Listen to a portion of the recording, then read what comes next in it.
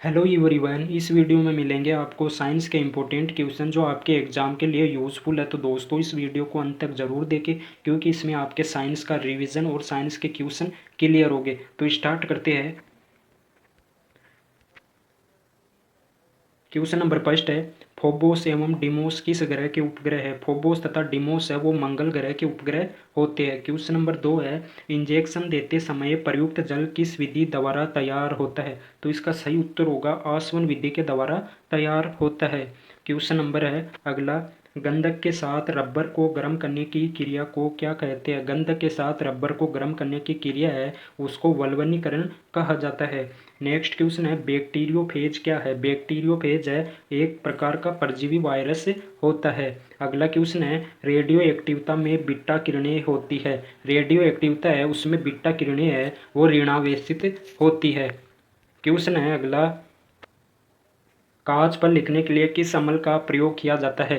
कांच पर लिखने के लिए हाइड्रोजन फ्लोराइड अम्ल का प्रयोग किया जाता है। नेक्स्ट क्वेश्चन है, शुद्ध सोना कितने कैरेट का होता है? तो इसका सही उत्तर होगा 24 कैरेट का। शुद्ध सोना है वो 24 कैरेट का होता है। अगला क्वेश्चन है, किसी चालक के सिरों के बीच विभवांतर उसमें बहने वाली धारा के समानुपाती होता है, यह नियम है। तो इसका सही उत्तर होगा ओम का नियम। ओम का नियम यह दर्शाता है कि कोई भी चालक है उसके सिरों के बीच विभवांतर है वो बहने वाली धारा के समानुपाती होता है। नेक्स्ट क्वेश्चन है, स्टोर्च को वोल्टेज में परिवर्तित करने वाला एंजाइम है। स्टोर्च है उसको वोल्टेज में बदलने वाला एंजाइम है वो एमिलेस होता है। अगला क्वेश्चन है, परमाणु घड़ी किस प्रभाव के अंतर्गत कार्य करती है? परमाणु घड़ी है वो किस प्रभाव के द्वारा कार्य करती है? तो इसका सही उत्तर होगा पीजो इलेक्ट्रिक प्रभाव के द्वारा परमाणु घड़ी है वो कार्य करती है। क्वेश्चन है, प्रत्येक पदार्थ में उसके द्रव्यमान के कारण ऊर्जा भी होती है, यह सिद्धांत किस वैज्ञानिक ने प्रतिपादित किया? तो इसका सही उत्तर होगा आइंस्टीन वैज्ञानिक है उसके द्वारा यह साबित किया गया कि प्रत्येक पदार्थ है उसके द्रव्यमान में के कारण ऊर्जा है वो उत्पन्न होती है। क्वेश्चन है, आग लगाने वाला नापाम बम में आग उत्पन्न करने वाला मुख्य पदार्थ कौन सा है? आग लगाने वाला नापाम बम है उसमें आग उत्पन्न करने वाला मुख्य पदार्थ कौन सा होता है? तो इसका सही उत्तर होगा नेफ्थेनेट पामिटेड है वो नापाम बम है उसमें आग उत्पन्न करने वाला मुख्य पदार्थ होता है। क्वेश्चन है, हवाई जहाज को बनाने में कौन से फाइबर का प्रयोग किया जाता है? तो इसका सही उत्तर होगा कार्बन फाइबर है उसका प्रयोग हवाई जहाज को बनाने के लिए किया जाता है। क्वेश्चन है, जल के प्रवाह में कौन सा नियम लागू होता है? जल का प्रवाह है वो कौन से नियम से संबंधित होता है? तो इसका सही उत्तर होगा बर्नौली का नियम है वो जल के प्रवाह से संबंधित होता है। क्वेश्चन है, वायु में ध्वनि का वेग किस अवस्था में बढ़ जाता है? वायु में ध्वनि का वेग है वो कौन सी अवस्था में बढ़ जाता है? तो इसका सही उत्तर होगा आर्द्रता बढ़ जाने पर। आर्द्रता जब बढ़ जाती है तो वायु का वेग है वो ध्वनि में बढ़ जाता है। क्वेश्चन है, आंसू में कौन सा एंजाइम होता है जिससे जीवाणु मर जाते हैं? आंसू में कौन सा एंजाइम है जिससे जीवाणु मर जाते हैं? तो इसका सही उत्तर होगा लाइसोजाइम एंजाइम पाया जाता है। क्वेश्चन है, परमाणु रिएक्टर तथा परमाणु बम में मूल अंतर क्या है? परमाणु रिएक्टर तथा परमाणु बम है उनमें क्या अंतर है? तो इसका सही उत्तर होगा परमाणु रिएक्टर में श्रृंखला अभिक्रिया नियंत्रित होती है जबकि परमाणु बम में श्रृंखला अभिक्रिया है वो अनियंत्रित होती है। क्वेश्चन है, किसी वस्तु का वेग दोगुना करने से उसकी गतिज ऊर्जा कितनी हो जाती है? तो इसका राइट उत्तर होगा 4 गुना है वो गतिज ऊर्जा बढ़ जाती है। क्वेश्चन है, किसकी कमी के कारण बर्फ में चलना कठिन होता है? तो इसका सही उत्तर होगा घर्षण। घर्षण बल है उसकी अनुपस्थिति के कारण बर्फ पर चलना कठिन होता है। क्वेश्चन है, झील में फेंके हुए पत्थर के डूबने पर उत्प्रेरक बल का क्या होता है? तो इसका सही उत्तर होगा नियत रहता है। क्वेश्चन है, बिजली के बल्ब में फिलामेंट से कांच तक ऊष्मा किस विधि से संचारित होती है? तो राइट आंसर होगा विकिरण के कारण है वो ऊष्मा तक है ना, ऊष्मा तक कांच तक ऊष्मा है वो संचारित होती है। क्वेश्चन है, अगर वायुमंडल न होता तो दिन की लंबाई पर क्या प्रभाव पड़ता? तो इसका राइट आंसर होगा कम हो जाती। अगर पृथ्वी पर वायुमंडल न पाया जाता तो दिन की लंबाई में कमी होती। क्वेश्चन है, किसके कारण खुले में रखा दूध कुछ देर बाद खट्टा हो जाता है? तो राइट आंसर होगा लैक्टिक अम्ल बन जाने के कारण। लैक्टिक अम्ल की उपस्थिति के कारण दूध है वो खट्टा हो जाता है। क्वेश्चन है, अभ्रक ऊष्मा और विद्युत के लिए क्रमशः होता है। अभ्रक है वो ऊष्मा और विद्युत के लिए क्या होती है? तो इसका सही उत्तर होगा अभ्रक है वो ऊष्मा के लिए सुचालक तथा विद्युत के लिए कुचालक होता है।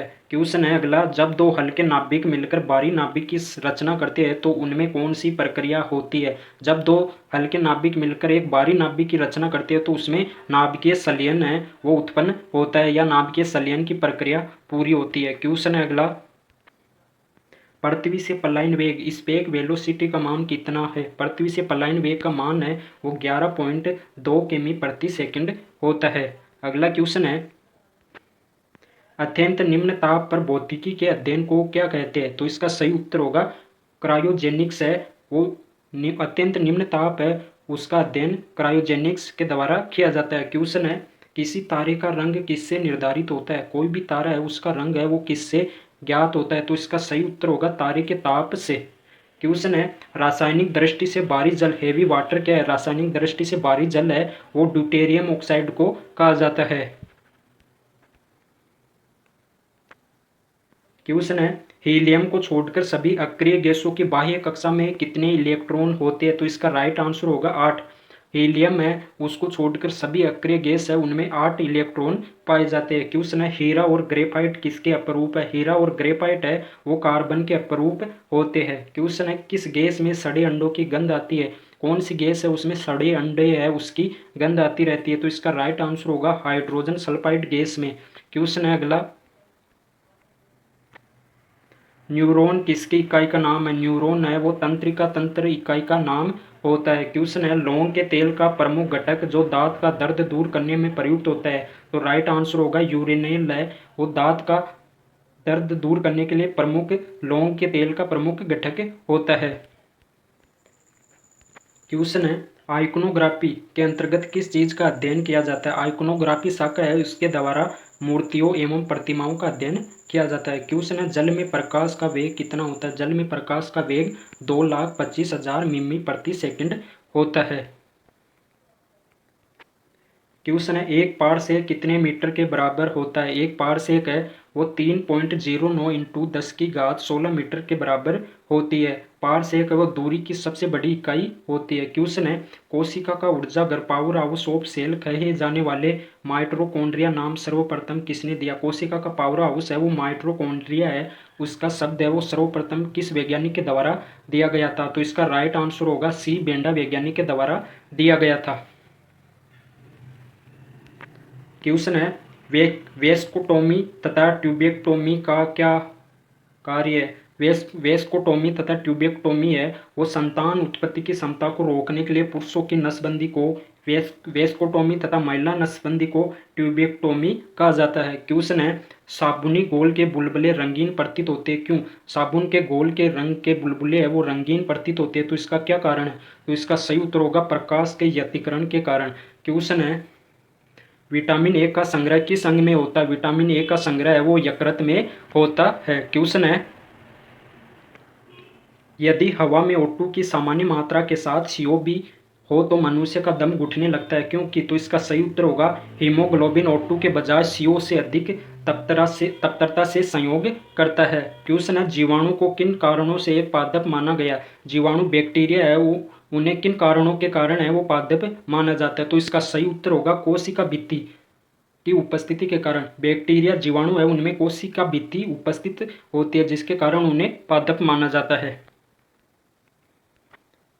क्वेश्चन है, मधुमक्खी की भाषा का अनुवाद करने वाला वह कौन वैज्ञानिक था जिसे नोबेल पुरस्कार सम्मानित किया गया था? इसका सही उत्तर होगा कार्ल वान प्रिस्ट वैज्ञानिक है उन्हें मधुमक्खी भाषा का अनुवाद करने वाले वैज्ञानिक के रूप में नोबेल पुरस्कार प्रदान किया गया था। क्वेश्चन है, किस विटामिन की कमी से सूखा रोग होता है? कौन सा विटामिन है उससे सूखा रोग होता है? तो इसका सही उत्तर होगा विटामिन डी की कमी से।